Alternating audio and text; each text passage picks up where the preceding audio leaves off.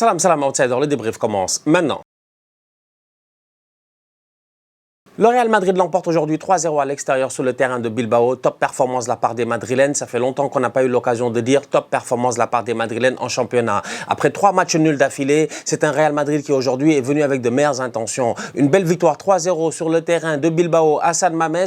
Franchement, cette équipe de Ernesto Valverde là, aujourd'hui, elle a été décevante. Cependant, ça n'enlève en rien sur la bonne performance et la discipline des joueurs de Xabi Alonso. Parce que cette équipe du Real là, s'il y a une chose et une constante qui est claire depuis ces derniers temps, c'est qu'ils sont pas sérieux. Et pourtant, paradoxalement, même en n'étant pas sérieux, ils sont là à 1 point du Barça. Le problème, c'est pas ça. Le problème, c'est qu'il y a 1 mois, le Real était devant. Le Real avait un petit coussin. Le Real avait l'opportunité de pouvoir se gérer. Ils ne l'ont pas fait.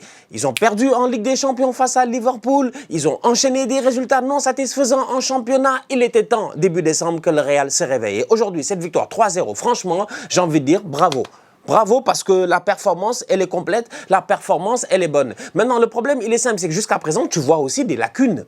Il y a des lacunes qui ne partent pas comme ça en un seul jour. Donc aujourd'hui, je vois un Real Madrid qui est discipliné, qui vient en 4-2-3-1, appelez ça comme vous voulez, dans tous les cas de figure, les systèmes de jeu sont tellement évolutifs dans le jeu aujourd'hui que c'est difficile dès le début d'avoir une idée de savoir exactement qui est positionné où. Ce qui m'intéresse, c'est qu'en phase de jeu offensif, j'ai envie de dire, hein, même à la construction du jeu, et même de temps en temps en phase défensive, tu as Aurélien Tchouaméni qui redescend un tout petit peu entre les 2 défenseurs centraux, dans ce cas de figure, Rudiger et puis Eder Militao. Ça a amené un peu plus de stabilité, j'ai l'impression, dans cette équipe du Real-là. Le fait de sortir Arda Güler, de ramener Camavinga, ça a amené aussi un peu plus de stabilité dans cette équipe du Real-là. Ça a aussi donné beaucoup plus d'espace à Jude Bellingham de pouvoir se promener un tout petit peu offensivement. Fede Valverde, il a l'habitude, dans tous les cas, de dépanner sur le côté droit, de dépanner un peu partout. Donc lui, il n'y a pas de souci. Tu sais très bien que partout où tu le mets sur le terrain, il aura le volume de jeu qu'il faut. Donc, tactiquement parlant, aujourd'hui, face à Bilbao, dès le début de la rencontre, tu vois 2 choses. La première, c'est un Real qui...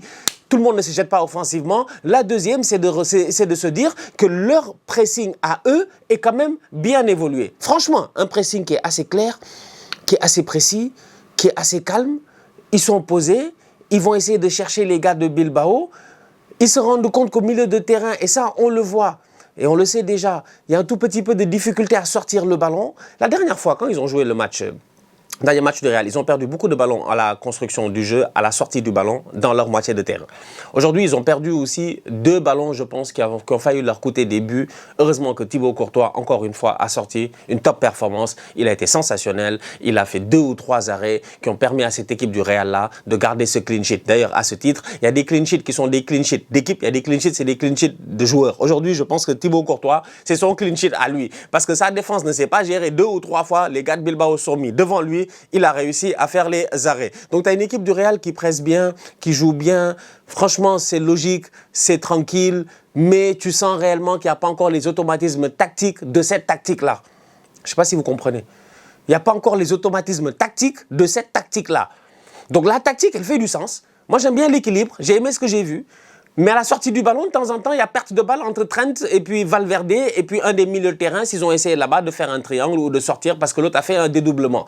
C'est pas normal, tu vois. Donc ça, c'est des petits détails dans le match qui sont venus un tout petit peu, j'ai envie de dire, entacher ce match-là, si on veut chercher des choses pour chipoter. Mais sinon, franchement, globalement parlant, bon match de la part du Real Madrid. Le milieu de terrain a été solide, que ce soit en phase offensive ou en phase défensive. Et au-delà de cela, en sachant qu'ils ont des problèmes de construction au milieu de terrain, en sachant que le Real, de temps en temps, a des problèmes de pouvoir garder juste le ballon, faire circuler le ballon, ils ont commencé à faire des longs ballons. Et ça a très bien fonctionné. Trent Alexander-Arnold, long ballon pour Kylian Mbappé qui vient claquer son 24e et 25e but de la saison. Franchement, premier but est magnifique. Long ballon de Trent, il fait le contrôle, il tue le défenseur sur le contrôle déjà. Dès qu'il a contrôlé le ballon, il a tué le défenseur s'était déjà engagé, je ne sais pas qui l'a envoyé. Mbappé arrive devant, je ne sais même plus c'était qui, c'était devant Laporte je pense, il fait un crochet intérieur, Laporte il est mort parce qu'il y a Vinicius qui est en train de faire la course. Donc du coup, dans leur tête, ils disent peut-être que Vini, machin, quoi que ce soit, ils ne savent pas où aller et Kylian va tellement vite, il va tellement vite que sans aucun problème, il réussit à rentrer, il fait juste la petite fan de corps qu'il faut, ça lui ouvre l'espace, il frappe en tombant. Il n'y a rien de pire qu'un Kylian Mbappé Mbappé qui frappe un ballon en tombant. À chaque fois qu'il frappe en tombant, comme ça, là, en ouvrant ses jambes, comme ça, tu sais très bien qu'il va claquer le but. Et c'est ce qu'il a fait. Premier but du Real qui rentre assez tôt dans ce match-là et qui automatiquement met le tempo du match et permet au Real de prendre l'ascendant calmement sur Bilbao. Même si, comme j'ai dit tout à l'heure, derrière, à cause de petites bêtises, de sorties de balles, de pertes de balles, ils ont permis à Bilbao de se créer 2-3 occasions dangereuses durant la première mi-temps où Bilbao aurait pu égaliser. Mais vous connaissez Thibaut Courtois. Le deuxième but du Real m'intéresse beaucoup. Pourquoi? Parce qu'aujourd'hui, je trouve que dans le deuxième but, c'est ce qui montre un tout petit peu ce que je disais tout à l'heure, c'est-à-dire un football un peu plus équilibré, un football un peu plus patient, une équipe du Real un peu plus posée. Moi, j'ai aimé voir ça. Je veux voir des séquences de jeu au Real. On voit ça dans pas mal de clubs européens aujourd'hui de top niveau, mais au Real Madrid, de temps en temps, c'est des séquences en 3-4 passes. Vinicius, Mbappé, but. Ça va très très vite là-bas. Donc, les voir patients à l'entrée de la surface de réparation face à un bloc défensif quand même assez cohérent comme celui de Bilbao, sur le deuxième but, c'est cool de voir Bellingham patient, combine avec, comment il s'appelle, avec Vinicius qui va combiner avec Kylian Mbappé. Mbappé, il est partout, regardez bien sur partout, hein. Mbappé est partout sauf dans la surface de réparation. C'est que Mbappé, lui aussi, il pose problème. C'est pour ça que tu ne peux pas jouer avec Mbappé, Bellingham, Güler. Parce que Mbappé ne reste pas dans la surface. Mbappé, sur les 3 buts du Real aujourd'hui, il n'est pas dans la surface. Je dis bien sur les 3 buts du Real, Mbappé n'est pas dans la surface, c'est moi qui parle, j'ose le dire. Pourquoi? Parce que sur le deuxième but, tu me diras, il fait la passe à Camavinga dans la surface. Je suis d'accord, mais à la construction, il est où?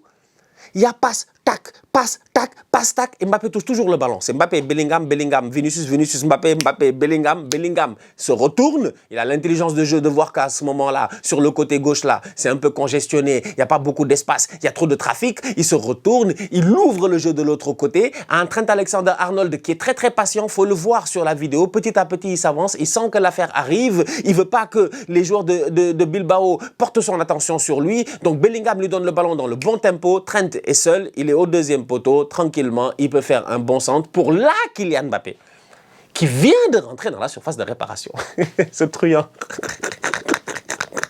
C'est là où Mbappé rentre dans la surface, fait la remise pour Camavinga, qui vient claquer son but. En plus, un beau moment entre Mbappé et Camavinga, parce que cette semaine, j'ai vu la vidéo en ligne où ils étaient en train de s'amuser en se disant, OK, comment ils vont célébrer les deux leur prochain but, en tout cas, je sais pas, chacun d'entre eux ou quoi que ce soit. Et comme par hasard, prochain match, Camavinga marque sur une passe décisive de Mbappé, et donc finalement, ils ont pu faire leur célébration.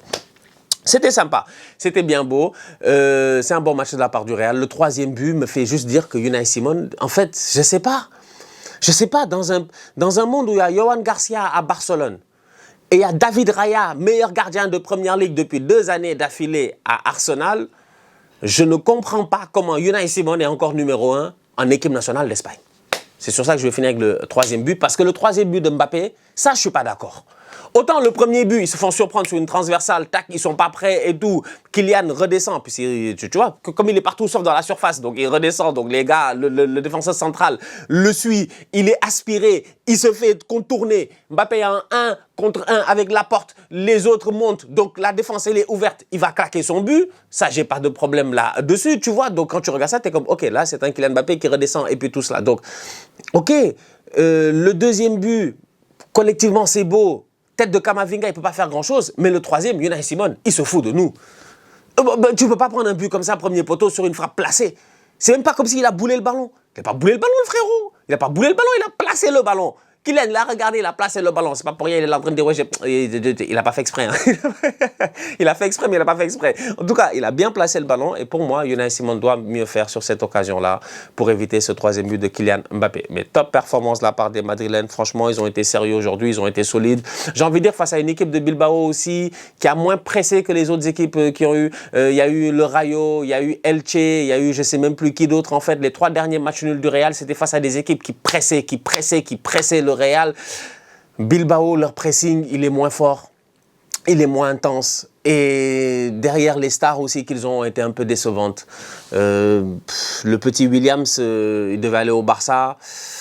C'est dommage. Peut-être qu'en allant au Barça, il aurait évolué. Je sais pas. J'ai l'impression que là, il a signé encore un contrat de combien? 20 ans là-bas. Je sais pas. Lui, j'ai l'impression que toute sa vie, il va être basque lui. Il va rester là-bas. Il va être, voilà, il va rester là-bas. Mais c'est un peu dommage. Je pense qu'il y avait moyen pour le petit William, c'est d'évoluer peut-être parce que là, je trouve qu'il stagne. En fait, son football est stéréotypé. Le petit a mis un beau but la dernière fois. Voilà, il a mis un très beau but la dernière fois. Je pense en Europa League ou whatever. Je sais même plus. J'ai vu la séquence passer où il met une genre de pichenette là, et le ballon, il vrille. Tu as l'impression que le ballon, il doit sortir, mais je pense que le ballon, il rentre en fait, tu vois. Donc, ok, fair enough, mais sinon, mis à part ça, je trouve que ouais, c'est un peu décevant, quoi, Nico Williams, tu vois. Des fois, je me dis, Nico Williams et Baldé sur le même côté, franchement, je suis désolé, hein, mais ça aurait été trop drôle. Tu vois Baldé là, les courir jusqu'à sortir du terrain, Nico Williams allait le poursuivre jusqu'à l'autoroute. Les boys là, tu comprends pas. Les boys vont courir. Ils se gèrent pas. Mais bref, donc voilà.